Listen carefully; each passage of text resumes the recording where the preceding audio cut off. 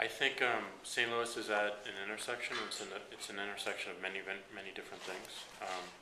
I think it's not given enough credit for how much infrastructure it's built, how great it is at that, how great it is at science, how great it is at technology, how great it is at mixing that with the arts. I think if you were to point to one organization that is really a pinnacle of this intersection, it's the Missouri Botanical Garden, where there's this effortless blend of art and technology and science and beauty, right? And that's where I find myself a lot. But also, Union Station, the rails, the breweries, all the massive industry here, like Southwestern Bell, AT&T, WashU. The reason I got into programming was because my parents bought a Macintosh when I was 8 years old.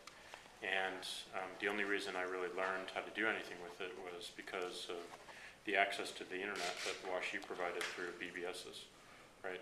So you could go to Schnucks and you could get the paper and you could look at all the BBS numbers and dial them up and get on all these bulletin boards and share messages. But also there was a gateway to the internet, this technology called Gopher, which allowed you to kind of, is predecessor to the web, to get information. And I found an operating system called Linux, which I learned a lot about programming from. But St. Louis has a lot of natural curiosity and has the same framework that Silicon Valley did. And Silicon Valley exists because of the defense industry, because of children of defense industry employees had access to computers, had access to all these technologies, and could use them in their homes. And St. Louis always had something similar with McDonnell Douglas and a lot of the heavier industries, such as telephones and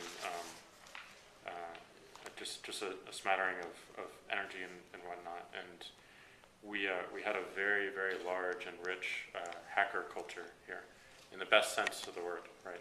Where someone is curious about technology and pulling it apart and figuring out how it works. And that really inspired me as a kid to push myself to learn more.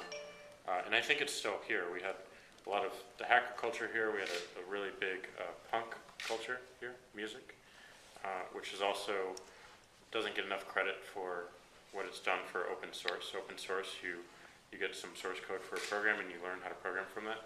If you think back to punk rock, it was kids getting guitars. They didn't know how to play the guitars. They would go into venues all over the city and just play, and people would boo them, and then next week they'd get a little bit better and a little bit better and a little bit better, and suddenly they're a national act, right?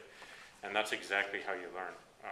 And I saw that in St. Louis a lot. So there's many things I can point to.